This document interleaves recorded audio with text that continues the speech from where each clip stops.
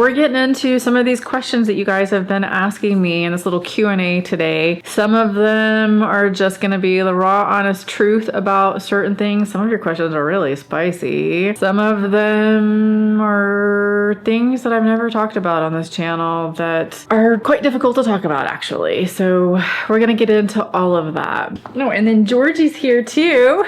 And by the way, if you're new here, I'm Amber and this is Georgie. All my videos typically, besides this Q&A, are all about just the messy, the beautiful, slow living, simple things and how we get through it. So we're gonna get into it. So grab your coffee, whatever your drink of choice is, and let's spend some time today going through these questions and hopefully have a great time. All right, so we're gonna start off easy with these questions and we'll get to the spicy ones a little bit later because I know you guys all want the spicy ones. So the first question, I'm just gonna read from my phone here, is what's the story behind your hat? Why do you always wear it? I get a lot of comments about my hat. People either love it, hate it. The hat started because I was traveling and my hair is like super fine and it's flyaway and it looks really bad as the day goes on. It gets like stringy and stuff. I just started wearing a hat, kind of kept it out of my face. I was outside a lot when I was traveling, so the wind would be going and my hair would be all over the place and I'm trying to film. It would also be to keep the sun off my face. So very practical reasons for wearing a hat. By the way, my hair is 2 years into the process of letting it go gray and I think it's almost there. I think I have just like maybe a tiny bit left here to let it grow out, but otherwise it's almost completely grown out. So I'm very pleased with it. Someone wants to know where I get my journal at. It's gorgeous. What type is it? So I actually have a whole video on my journal, which I'll link down in the description of this video, that talks about my entire setup and all of that. The internal components of it, a lot of those are just the field notebooks, and you'll see that inside of the video. The other outer part of it is that leather that's really pretty. That was a specialty item. It's called Paper Republics. Paper Republic or Paper Republics. It's out of Vienna, Austria. It's gorgeous. It's one of those binders or covers that will last forever. It's leather, it's beautiful, and yes, it costs a little bit more to purchase it from there. I tried finding something here in the United States that was comparable and I just couldn't find anything. So I bought it from there and I love it. But it'll last a lifetime if you take care of it. The next question is, what's the hardest part about adopting Georgie or traveling with Georgie? I'd say the biggest part is that Georgie's not very trusting of people. She's actually a very good traveler. She loves to travel. She loves to go in the car. You say the RIDE word and she's like immediately her ears perk up and she runs for the door. Like she loves to be in the car. She loved traveling. She's very adaptable to any space. She just is a very calm girl. The only thing is that she doesn't like strangers very much. It takes her a while to get adjusted to them, and I think it's because she had been abused before I ever adopted her, and I'm sure there's some trauma maybe related to that. So it does make it hard if I want people to help me take care of her. Like when I had my kidney surgery, I needed someone to help and she wouldn't let them leash her. Think of anything, that's really it. So I'm working with her on that. She may never change. She might change. I don't know. We'll see. Obviously, I'm her mom and I have her for life, her life, my life, and I'll work with her however I need to. Can I ask what you did before YouTube? You're so mellow. That's interesting to me. I love to hear that because it took me a lot of years to slow down. Weirdly, considering I'm in this creative space now, I've been an accountant most of my life. I started in accounting at the age of 17, working while I was in high school for a bookkeeping firm, and I was good at it and I kept up with it and ended up getting my degree in it. I ended up getting a degree in forensic accounting. I'm actually a certified financial crimes investigator, which is a nice fancy title. Whatever, I'm not pretentious about it, but I think it's fun to say. Right before traveling, I was working in a private equity firm that specializes in multifamily housing. We did acquisitions, dispositions, development, and we had management companies that managed our assets for us. I was the director of accounting for asset management, and so my job was to make sure basically all the management companies were doing their job and that our financials were sound and that all of the data that we had coming in from these property management companies was accurate, and then we could use all of that information within our company to make decisions for acquisitions and development. It's a very short version of what I did. I ended up leaving that company. I loved it very much. I loved everybody I worked with, and I loved the company, and I loved my job, but it was very stressful. It was about 6 months into traveling, I decided I didn't want to do this job anymore, and so I had money saved up, and I quit after a year of traveling and decided to start my own company where I was just going to be doing fractional CFO work and just some contract stuff. And I did that for a little while, for a couple of years. Started this accidental YouTube business, just documenting my travels and having fun with it. And then people were interested. And so it just kind of took off from there. Here I am still doing YouTube now, and I love it. It changed me a lot. Traveling changed me a lot. What I want in my life because of it has changed me. The freedoms that it afforded me.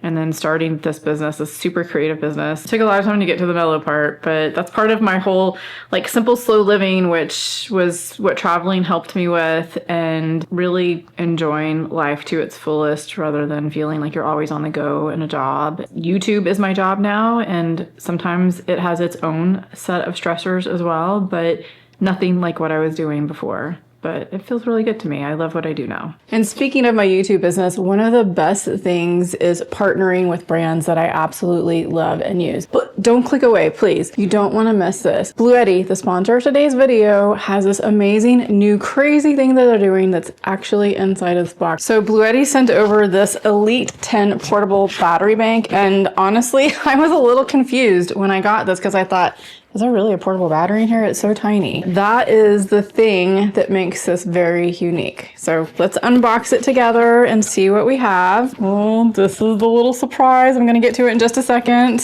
Oh my gosh, this thing is tiny. Look at this.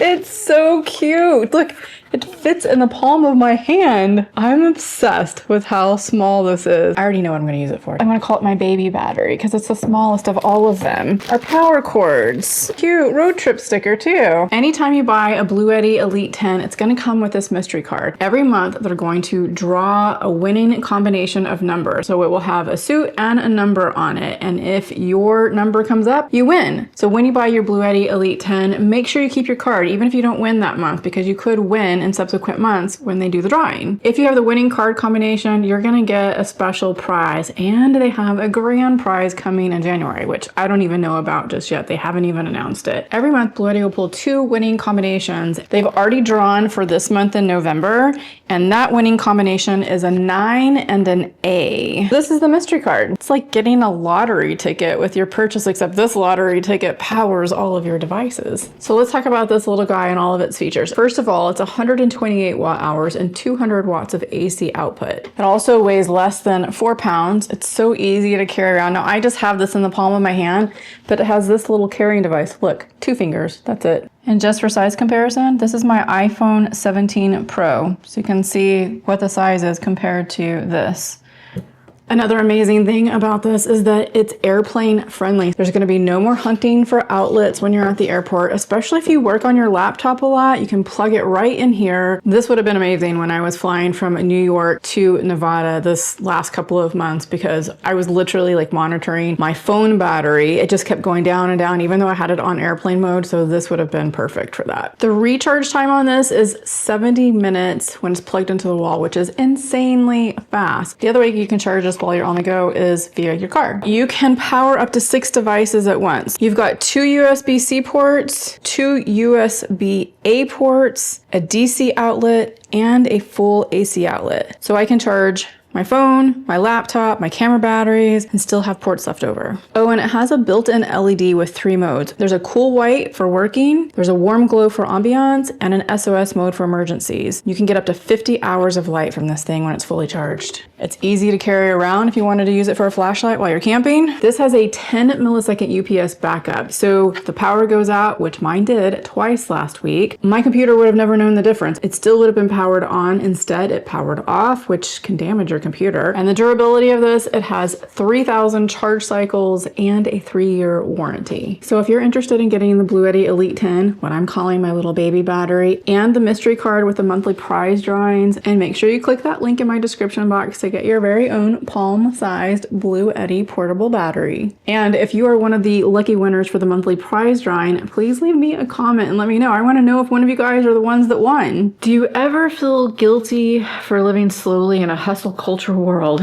That's a very interesting question. I used to feel guilty about it. As I was saying before, it took me a long time to kind of slow down and figure out my own pace, and I still struggle with it sometimes, especially with my own business, because I feel like, oh, I could be doing more. It could be more successful. At the end of the day, like, I just love that I've really pared it down to its most simplistic form, and I'm not stretching myself thin. It already takes a lot of work to get a video out every single week and market it a little bit. One of the things that I let go was feeling like I had to be on TikTok, Facebook, Instagram, doing on my blog, not just the vlogging here, but my website blog all of the time. So I let TikTok go. I post on Instagram occasionally. I sometimes would like to post there a little bit more because I feel like we've got a good community there, but I've also been building that community on the YouTube, like not only in the videos, but also on the post that I put on the community page for YouTube. And so, you know, in Facebook, I got rid of my story chasing Facebook account a long time ago. I've researched a lot of other entrepreneurs who feel a lot like me, where they don't have to have social media in order to thrive in this industry. So it took me a while to figure that out and think I had to do all the things. I think it's always a work in progress with anything that we do. For me, this works right now. I love that I've been able to build this business and to sustain it and make a living at it without having to do all of the things that kind of stress me out. And content creation can be stressful from the standpoint that if it's your life that you're presenting online, you feel like you constantly have to film, and that can contribute a little bit to that hustle culture, and you don't get to be present in the moment and to really enjoy what it is that you're doing. So that also took me some time to figure out, because I would film everything thinking, oh, like this might be good in a video. And I've really pared that down and gotten really good about figuring out what I need to film, what I don't need to film. Because remember, if you filmed 4 hours of footage for one video, you have to go through 4 hours of footage to pare it down to 15 to a 25-minute video. That's a lot. I try to get it to be less than an hour long of footage, if that, before I start editing. What's something we don't know about you that you've never shared in your videos? This one is hard, and one that I've been thinking about talking about on this channel. I've never shared this on my channel, except I did do a little bit of a post on here, I don't know, a couple months ago. Shared a little bit, but didn't go into full detail. I talk about it with people in my everyday life. It was a big part of my life and my childhood. And before I tell you what it is, I have always felt that the more you talk about this, that it creates light where there is darkness on the subject matter. And women especially, I know it happens to men too, but women especially go through this far more than anybody would want to have happen. I was sexually abused by my father from the age of 4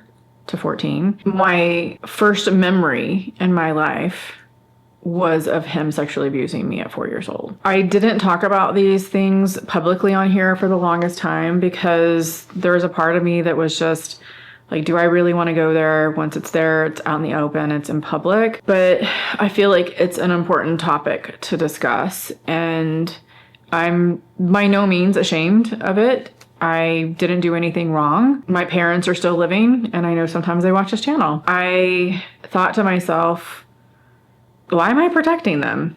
Why am I not saying it? Because that's why I didn't post it before, because they're still living. I just decided that it was something that really shaped me in my life and led to me being a very probably hyper independent individual. Some of the choices that I've made in my life have been affected by what happened to me. From my father, there was the sexual abuse. He was a very violent individual. He beat my mom. He beat my stepmother. He hurt me sexually. He tried to physically hurt me by beating me at one point in my life when I was defending my stepmother. My mom and my stepdad were verbal abusers, emotional abusers, physical abusers. They would spank you like with a belt with no clothes on. It was tough. I would get spanked for crying. I'm a crier. I'm an empath. I cry. I would get spanked for crying. I would get slapped for crying. It was not, I would say, a good childhood. There were good moments, but it was tough. I was one of those people that wanted to get away as fast as possible when I turned 18. I had to overcome a lot. That's where therapy came in. I didn't actually start seeing a therapist until I was in my early 30s after I divorced my husband. I confronted my father and then told my family what had happened when I was in my 20s, early 20s. And only because a friend of mine recognized kind of the signs and asked me if my dad had sexually abused me. And it was one of those things where I thought like I just had kind of put it away in the back of my mind and thought it hadn't really affected me. In reality, it had affected everything. It was obviously very traumatizing. I had to go through a lot of therapy for that one. Well, for all of it. It's affected my relationships with my family. One of the questions was, are your parents still alive? We never see you talk about them or show them in your videos. As far as I know, they're still alive. I don't talk to them. I stopped talking to my father in my early 30s after I divorced my husband. I just was one of those moments where, sorry, this is a little bit hard. When I was divorcing my husband, I was going through therapy and I had told my therapist that, the things that had happened to me when I was a kid. And I had said that, if I ever have children, I would never let my dad be around my children by himself. And I remember my therapist said, well, then why are you around him? Why aren't you protecting yourself? That was a very eye-opening question. And a lot of things changed for me in that moment. The relationship with him still was incredibly toxic. He was a hurting person that was hurting people. He wasn't trying to change. So I felt like in my best interest, it was best for me to stop having a relationship with him. There was not only the abuse, but he was a violent individual and was threatening me. And so it was very hard for me to make that decision. And I'm his only child. I had to make a decision too. Am I ever going to regret this? If he's on his deathbed or if I'm on my deathbed, am I going to regret severing this relationship? And the hard answer was no. I'm not going to regret it because I needed to do what was best for myself and to take care of my mental health. And being around him just would bring up memories. He seemingly didn't have a ton of remorse for what he did.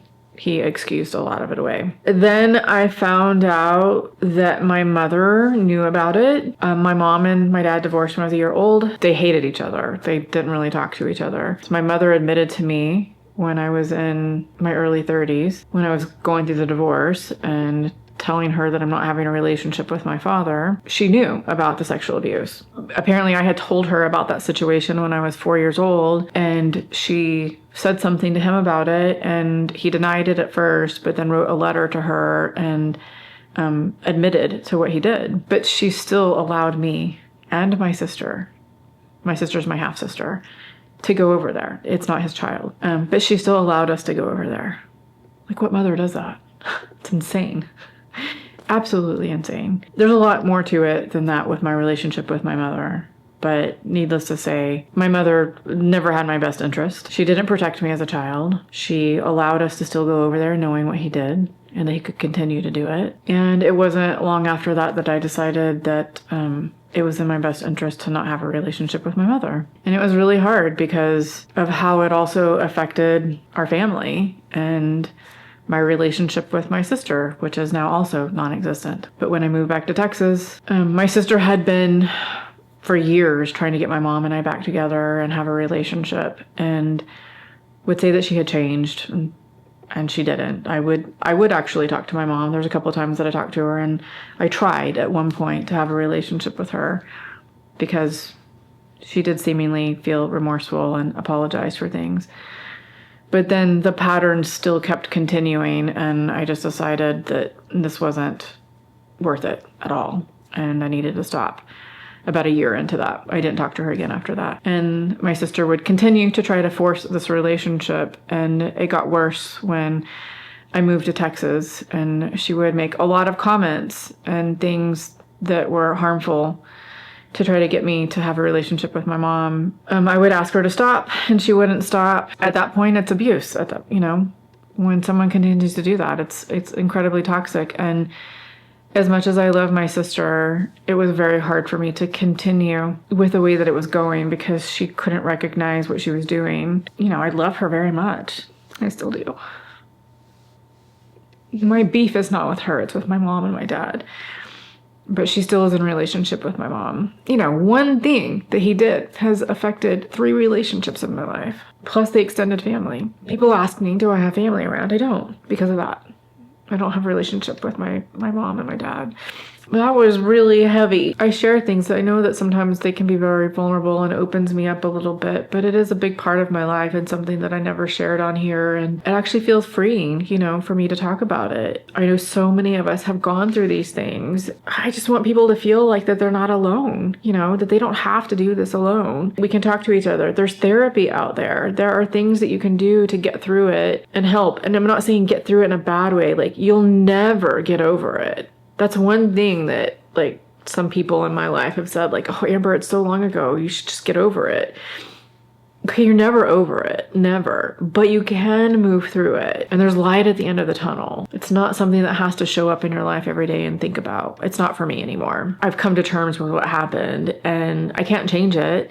So if I can't change it, and I don't want to be a victim of it, that's for sure, I just have to make peace with that's just the way that it is. And I hate that it happened. I hate that it's like that. I hate that I don't have parents. I hate that I don't have a relationship with my sister right now. I have to continue living my life and figure out how to be as happy as possible. Okay, all right, next question. Have you ever been married? Yes. I was married when I was 26 through 33. I would say a short marriage if you think about your time frame in your life. But it just wasn't a good one for me. Again, I didn't know how to pick men then. Probably should have gotten out of the marriage a lot sooner than I did, but I kept trying to make it work, and, I was young thinking I can change him. Oh, anyway, and I had a lot of growing that I needed to do and things I needed to come to terms with. We felt like it was best to go our separate ways, so we did. And the other question was, did you ever want children? I did. I always wanted children. I wanted to be a mom. I didn't always feel the desire to have my own children, to give birth to them. But if I did, I was fine with that. But I just never found the right man to be with to have children. I thought briefly about adopting when I was 35-ish and thought, oh, maybe I'll just adopt a child and raise a child as a single mom. But I started going back to college at that point, and I just decided, timing wise, it probably wasn't good. And then I'm over 40, and then I'm in my mid 40s, and then I started traveling, and then here I am 54 years old, and I'm thinking about retirement now, not having children. So I could be a surrogate grandmother to somebody though. How's that? What's the best thing about starting over in your 50s? I've done a lot of starting over, I'll say that. I think for me, being over 50 now and making changes is that I just don't care anymore what people think about it. They can be upset or not understand it or think that they know better than me, but at the end of the day, it's my own life, and I feel like I know what's best for my life and the choices that I need to make. And something that you have seen on my channel quite a bit if you've been around for a while is that if it's not serving me anymore, or if I'm not enjoying it, I change. That's really how simple it is for me. I think about things a lot before I make changes. But yeah, just really not caring what people think about my choices anymore. As much as I hate to admit it, in the past, I really did care what people thought about me. People who were viewing my video thought. And I think that I kind of came by it honestly of not caring what people thought, because people would make crappy comments on my channel and I had to develop this really thick skin. So now I'm just have this attitude of like, you know what, I'm going to do what I want to do. I'm not hurting anybody. And if it feels good to me, I have the money to do it and the ability to do something, that I'm going to do it. If you guys ever saw Fried Green Tomatoes, it had Kathy Bates in it, and Kathy Bates' character in Fried Green Tomatoes, it became this very spontaneous character where she said kind of what I did, is like, she just doesn't care anymore what people think. She's older, wiser now. You're going to do what you want to do. You're going to dress the way that you want to dress and not care what anybody thinks about it. I just think that there's something very freeing about that. The next question is, what's the most judgment you've faced for your lifestyle? Let's see. When I was traveling, weirdly, people thought, oh, you must have a trust fund. And one of the weirdest comments when they found out that I was married before, that I divorced my husband and took all of his money, and that's the only way that I could afford this lifestyle. Like, how outrageous is that? I have made my way in this world and made my own money.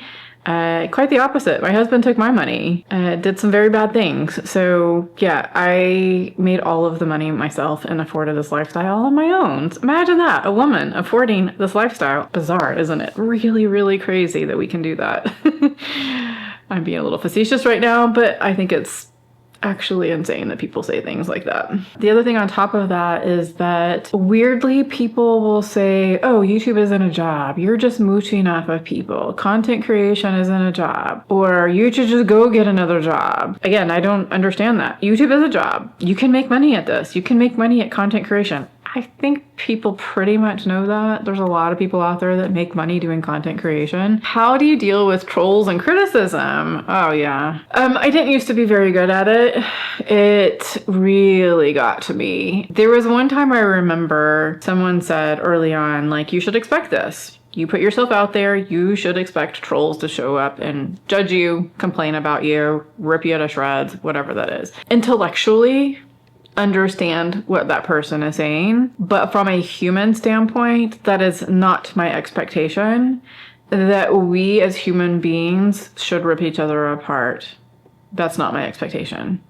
Far from it. I think we should be kind to one another and be supportive and lift each other up. That is my expectation. I had to get thick skin and figure out how to deal with trolls. I would say most of the comments on my channel are very kind. We have a very supportive community here. And there are people who offer constructive criticism, but generally the people who make the comments, they know how to do it in such a way that's from an emotionally mature standpoint, it allows you as the person on the end to receive it and hear what they're trying to say. There are some people who go the complete opposite, and they like to use the words should and need. It's a very judgmental word. So when people say you need to do this or you should do this, it's very judgmental to other people. I still am not hard on people who say it. I understand we're all just kind of in our own emotional journey. But if there are bad comments or trolling comments,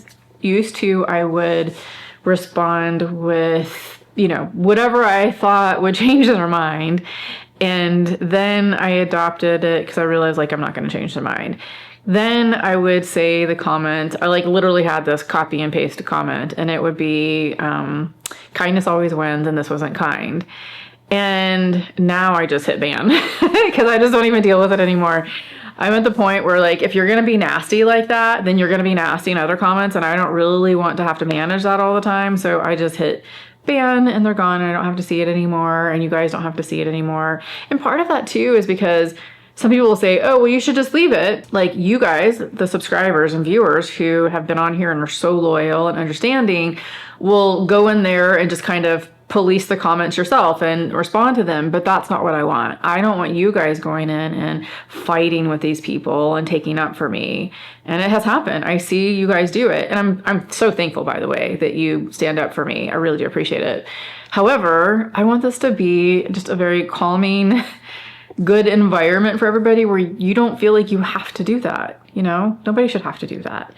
And we see enough of that on other spaces like Facebook, which is why I hate Facebook, and other places where people comment. They just feel like they can be very trollish, and that's just how I deal with it now. And my mental health is so much better for it. I realize too that when people are saying those things, it's more about them than it is about me. Did you ever feel unsafe living solo and traveling alone? There was a couple of times where I felt unsafe, especially when I first started boondocking, just because I wasn't used to, like, the things that go bump in the night. Most of the time where I felt unsafe was actually in the city because there's just more people around, and in urban areas where, you know, people could break into your RV or your van very easily. Another question along the YouTube line is, how do you make money doing this? So I make money from ad revenue on YouTube, That's very up and down though. So how I even it out is having sponsors. So the sponsors really help me to keep my income very even, a lot more even, and be able to pay my bills and save money. The other way is through affiliate links. A lot of those are in the description of my YouTube channel and in my videos. By the way, if you ever hear me talk about products, go down and look at my Amazon link and you'll see it in my store. I have an Amazon store. If you're not familiar with that, it does not cost you anything at all to use my link, but I get like a small little affiliate commission if you guys use it. So it really helps me out. To help support this channel for something that you're already going to be purchasing. I have that one little course, the Nomad course. If I had to solely rely on ad revenue from YouTube, I wouldn't be able to make it in this industry. A lot of us would not, unless you've got like millions of views a month on your channel. So that's why the sponsorships come in. And the sponsorships I'm very, very picky about. Guys, I get like a ton of emails on sponsorship. Some of them are very reputable companies. Some are just like newer companies or things that I wouldn't use. So I make sure that I really vet out companies, and if I've never used their product at all, I ask them to send me their product or their service, whatever it is, and I use it and see if I really like it. But it always has to be something that makes sense for my life. I cannot tell you how many electric bike offers I get. I don't ride electric bikes all the time, or a scooter, or, oh my God, lately I got one for a mobility chair. And I'm like, oh my God, am I there that they're sending me senior stuff where it's like, those recliners that help push you up out of the chair? I'm like, am I there already that I'm getting sponsorship deals for this? I know, I had to laugh. Anyways, things that I'm not going to use, I'm not going to do a sponsorship with. So it has to make sense. And I'm very, very picky because it has to be good quality, good service, and things that I'm going to use. So I have sponsors that kind of bridge that gap between that ad revenue and then the rest of the revenue that I make for the month. And by the way, when I first started, I don't know if you guys know this or not, especially if you're newer to my channel. First of all, I had no idea about filming. I had no idea about editing. I didn't know anything about this creative space, anything to do with YouTube. And I certainly didn't know how to get sponsors. What I did have was just the tenacity to do it regardless and just learn as I go. And so that's how I've done everything. I just learn as I go along and figure out what makes sense. I don't know, I just stuck with it and things are working. The sponsors, by the way, that was like a very big learning curve. I've always done contract negotiations and stuff inside of my corporate career, but when it's you and it's your creative work, it feels very different. And also when you're first starting out, you have no idea how much to charge. If I underbid or overbid, like if I overbid, are they just going to say, no, we're not going to work with her? Or if I underbid myself on a sponsorship, are they going to think, well, she has no idea what she's doing and they're going to take advantage of me and then I could have made more money. So usually I know if like a sponsor accepts the deal right away when I say, hey, I'm going to charge X amount of dollars, then I've underbid. Now I know what fee I should actually be charging, but that just came with like trial and error and experience. Another question, do you wish you had a partner? Sometimes I do. Sometimes I feel like, yeah, it would be nice to have somebody to share this life with. And there's other times when I feel like, I just kind of have my own thing going and I'm very comfortable with how things are. It would be nice to have a partner. I have hope that there could be at some point in time. I'm not pushing it by any means. And if it does happen, I want to meet someone organically. I don't want to meet them on an app or anything like that. When my papa passed away at 63 years old from cancer, my mama was also 63 and she ended up falling in love with a man in her 70s and got married. I think if she can do it in her 70s, I can do it too in my 50s. Or 60s or whenever it happens. I hold out hope for one day. I feel like I'm at a place in my life where I don't need someone to complete my life, but I want someone to share this life with. So there's a big, big difference. What was the scariest moment when you were RVing? When I was in Alaska and there was a fire. I don't know if you guys ever saw that episode. That was pretty scary. Thankfully, I was with some friends. We were just pulling into a parking lot for the night. They were ahead of me in their van, and all of this smoke started billowing out from underneath the hood of my van. My dog Lily at the time was in there. I pulled into the parking lot and handed my dog and my purse to his wife, and then he came out and helped me. I had the fire extinguisher and he was able to put the fire out underneath the hood. That was pretty darn scary, for sure. The other part of that, though, is while I was in Alaska, a lot of you guys were messaging me and commenting and saying, are you near this particular hot springs that I was at in Yukon Territory, because I had posted about it. Apparently there was 2 people killing people along the Alaska highway that were boondocking and campers. And I think at this point, these 2 guys had killed like 6 different people at that time in the Yukon Territory area. And there was a huge manhunt for them. So that happened while I was in Alaska. And I was actually coming back from Alaska, going through Yukon Territory while they still had not been found. And so that was a pretty frightening event. I had to drive, I think it was like 16 hours in one day to get from Valdez, Alaska, all the way to Whitehorse. I think it was 16 hours. I could be a little bit fuzzy on the hours, but it was extremely, extremely long. So that I wasn't boondocking anywhere out in the middle of nowhere. Have you ever regretted leaving your previous life behind to travel and also your job?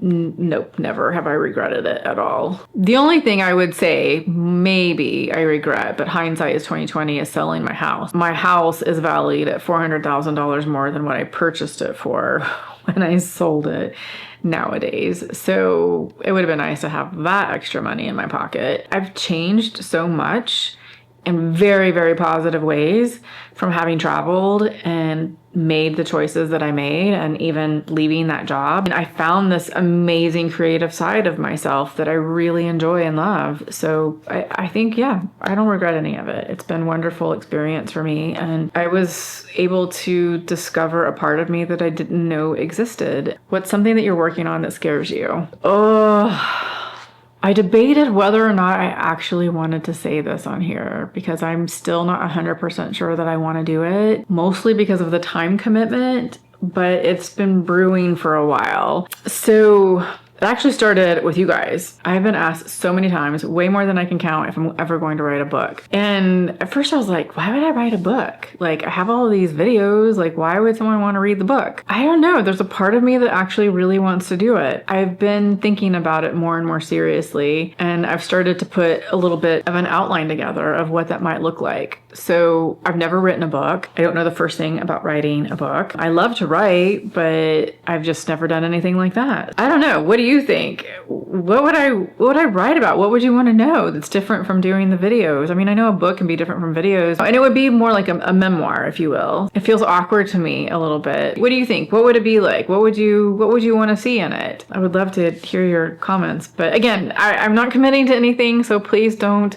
have this expectation that I'm going to do it. The question was, what is something that you're working on that scares you? And that's it.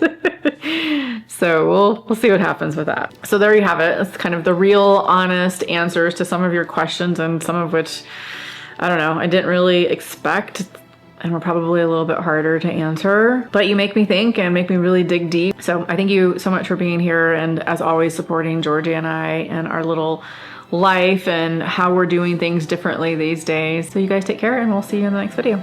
Bye.